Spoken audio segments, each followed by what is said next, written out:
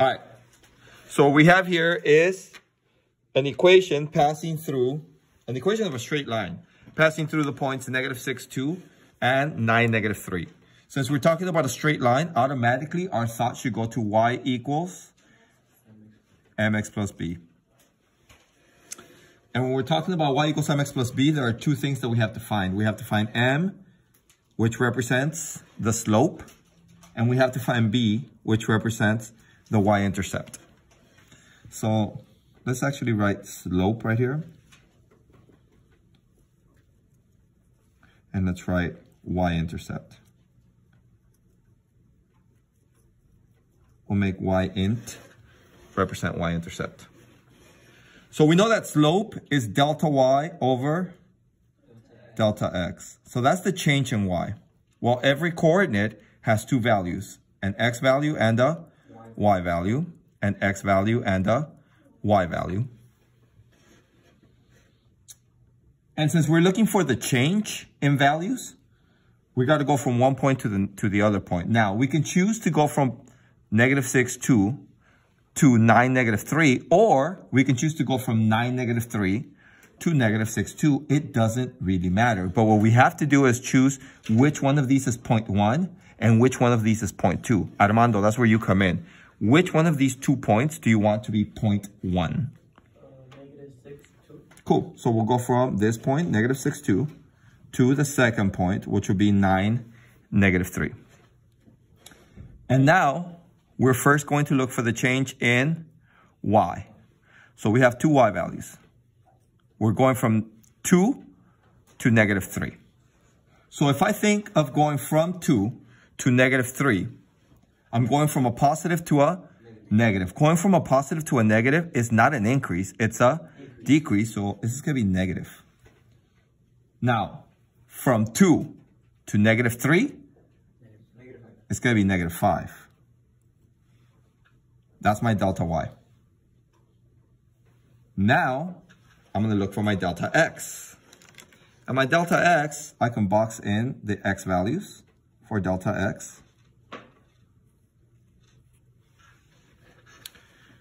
And I'm essentially going to do the same thing. I'm going to think of going from this x value to this x value. This x value is -6. This x value is +9. So I'm going from -6 to +9. Is that an increase or a decrease? Increase. So I know that this value is going to be positive. And if I go from -6, if I just think about this, right? If I go from -6 to 0, that's already 6 numbers. And then I'm going to go from 0 to 9. That's another 9 numbers. So that's a total from -6 to +9 of how many numbers? 15 numbers. So my change in y is -5.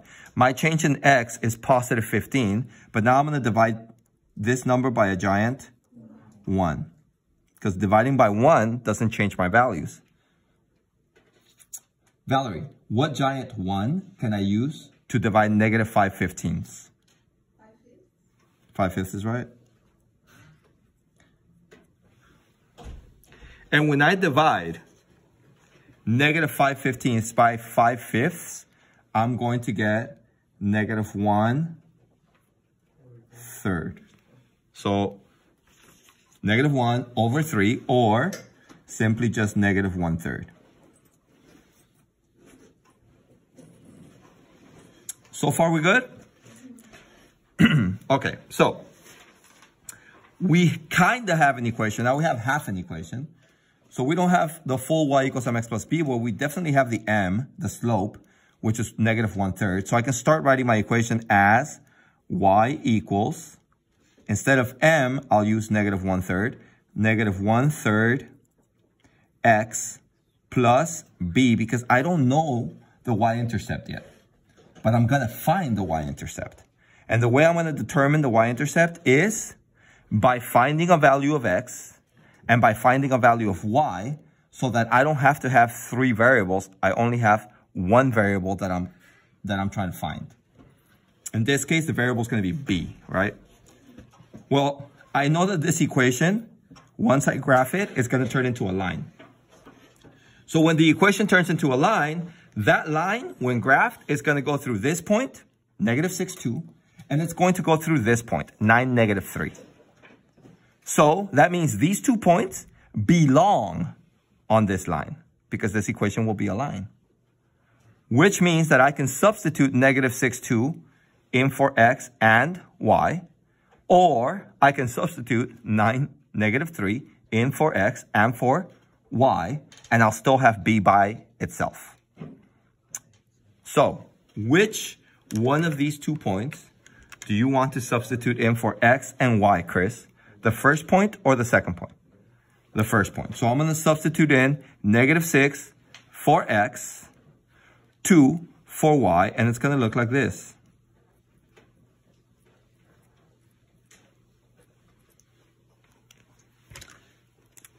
This is the y value. The y value on my first point is 2. So I'm going to substitute in 2 right here. This is the x value. The x value on my first point is negative 6, so I'll substitute in negative 6.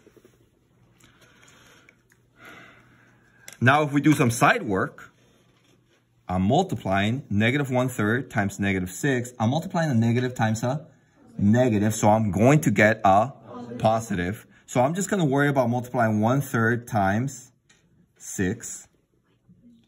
1/3 times 6 is the same thing as 1/3 times 6 ones. 1 times 6 is 6. 3 times 1 is 3. So this becomes 6/3, which equals 2. This is a negative times a negative, so I'm going to get a positive. The other way you could have done this is, say, what's negative 6 divided by 3? 2. No, not 2. Negative 2. So now I'm multiplying negative 1 times negative 2, which is still a positive. I'm going to get 2. Bring down everything else.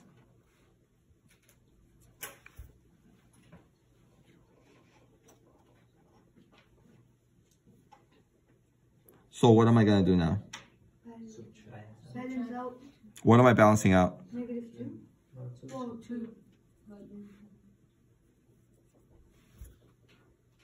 0 equals b.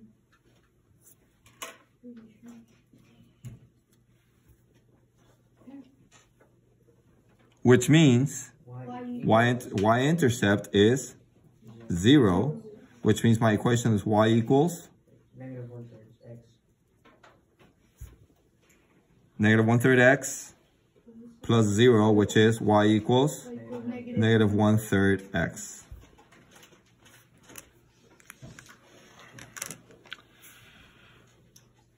Okay, so now I haven't pressed pause yet. I haven't pressed stop. I'm going to edit all this out, but I think I might have made a mistake, guys.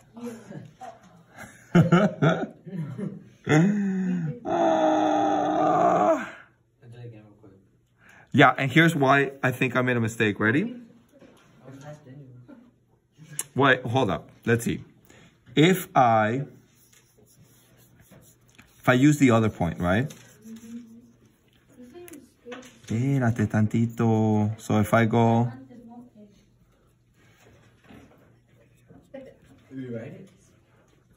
yeah.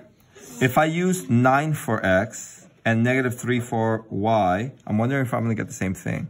I think I am. Yeah. You are. So, no, I didn't make a mistake. I think I'm good. Okay, here we go. Let's see. So this becomes negative times a positive, which is going to be a negative, right? So we have, so I'm just going to take the 1/3 and multiply times 9, right? So I'm going to go 1/3 times 9 ones equals 9/3, which would be 3.